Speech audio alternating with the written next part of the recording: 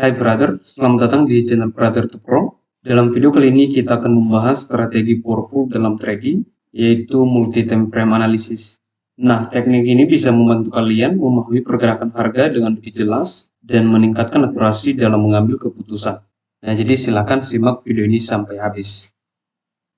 Nah, yang pertama, apa itu multi-time frame analysis? Nah, time frame sendiri sudah kita bahas di video sebelumnya. Teman-teman bisa menontonnya terlebih dahulu agar di video kali ini teman-teman bisa lebih memahaminya. Nah, multi-time frame analysis adalah teknik analisis yang menggunakan lebih dari satu kerangka waktu atau time frame. Ya, ini untuk mendapatkan gambaran yang lebih luas tentang pergerakan harga. Ya, jadi dengan melihat berbagai time frame ini, dari M1, M5, M15, M30, dan seterusnya hingga monthly, di sini kita bisa memahami tren utama, menentukan titik entry yang tepat, dan meminimalisir kesalahan analisis. Nah, pentingnya multi-time frame analysis ini untuk kita gunakan, di sini kita bisa memahami tren jangka panjang. Kalau misalnya kita lihat di D1, di sini kita bisa melihat tren jangka panjangnya. Nah, jadi kalau misalnya kita lihat di sini tren naik. Lalu di sini juga kita bisa menentukan area support dan resisten yang lebih valid. Ya, jadi kalau misalnya kita lihat di sini adalah supportnya, ya, di sini juga support dan seterusnya. Ya, karena kita menentukan support maupun resisten di time frame yang besar. Jadi support dan resisten kita menjadi lebih valid. Jadi ini juga untuk meningkatkan probabilitas entry yang lebih akurat. Nah, sekarang kita akan lanjut bagaimana cara menggunakan multi-time frame analysis ini. Kita bisa membagi analisis dalam 3 level time frame, yaitu jangka panjang, jangka menengah, dan jangka pendek. Ya, jika teman-teman sudah menonton video sebelumnya, maka teman-teman akan mendapatkan penjelasan tentang 3 jenis-jenis time frame ini. Nah, 3 time frame yang bisa kita gunakan yaitu time frame jangka panjang. Ya, ini bisa kita gunakan untuk melihat arah tren secara keseluruhan. Biasanya kita akan menggunakannya di D1 atau A4. Jadi kalau misalnya kita lihat di sini adalah time frame D1, ya, jadi di sini kita bisa menentukan trennya secara keseluruhan yaitu uptrend. Kita juga bisa melihat di H4, trennya masih uptrend. Nah, lalu selanjutnya di sini kita akan menggunakan time frame menengah. Ya, ini berguna untuk melihat retracement atau pullback dari tren utama. Ya, dan di sini kita biasanya menggunakan H1 atau M30. Jadi di sini kita bisa melihat adanya support di sini, maka di sini terjadi pullback. Di area ini kita akan mencari entry buy. Yang pertama kita melihat tadi di D1 itu uptrend, demikian juga di H4, dan sekarang kita di H1 ini untuk mengidentifikasi pergerakan harga sementara atau pullback. Jadi kita akan mencari harga koreksi dari pergerakan utama. Dan di sini juga kita bisa melihat bahwa adanya support, dan biasanya di support itu akan melakukan pullback. Nah, selanjutnya time frame pendek, ya ini kita gunakan untuk menentukan entry dan exit secara presisi. Nah, ini biasanya kita gunakan M15 ataupun M5. Nah, misalnya kita lihat di M15, di sini kita bisa melihat bahwa di area ini harga melakukan pullback, dan saya ingatkan bahwa kita hanya perlu untuk mencari open posisi buy. Nah, kalau misalnya kita lihat di sini harga melakukan retest terhadap support ini, lalu harganya naik. Dan di sini juga kita bisa menggunakan price action untuk entry. Nah, di sini kita bisa melihat price action bullish engulfing, maka di area ini kita bisa open posisi buy. Dan selanjutnya di sini juga kita mendapatkan konfirmasi bullish yang sangat kuat, menandakan harga akan melakukan kenaikan atau melanjutkan tren utamanya yaitu uptrend. Nah, di sini kita akan mengambil contoh yang lain. Nah, di sini ada lagi BPUSD di time frame daily.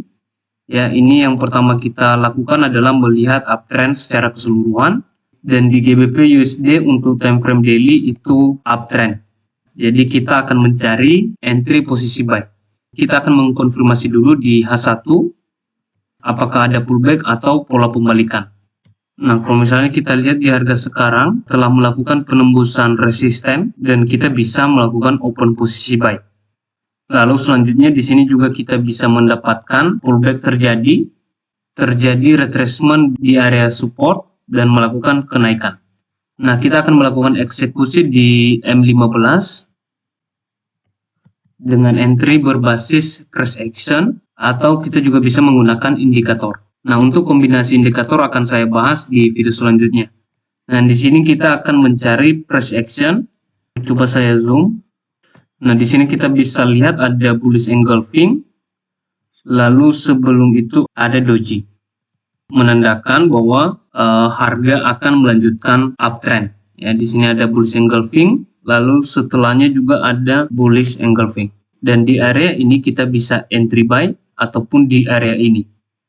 Nah, untuk kita exit atau close posisi, kita juga bisa menggunakan Fibonacci retracement untuk mengukur area take profit kita, dan di area ini kita bisa cut profit ya, atau menempatkan take profit, dan untuk stop lossnya kita bisa menempatkan di area support terdekatnya. Ya, jadi dengan cara ini kita tidak hanya mengandalkan satu time frame saja, tapi melihat gambaran besar agar keputusan trading kita lebih akurat. Ya, dari D1 lalu kita konfirmasi di H1 dan kita entry di M15. Jadi di sini kita hanya menggunakan 3 time frame untuk menganalisis pasar. Nah, selanjutnya di sini saya akan memberikan tips dan kesalahan yang harus dihindari. Nah, yang pertama kesalahan yang sering terjadi yaitu menggunakan terlalu banyak time frame. Misalnya dari M1, M5, M15 hingga monthly. Jika terlalu banyak kita gunakan time frame, kita bisa bingung menentukan keputusan.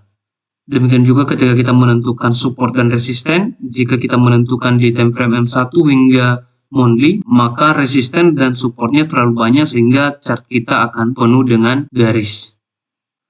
Nah, selanjutnya adalah melawan tren besar karena melihat reversal di time frame kecil.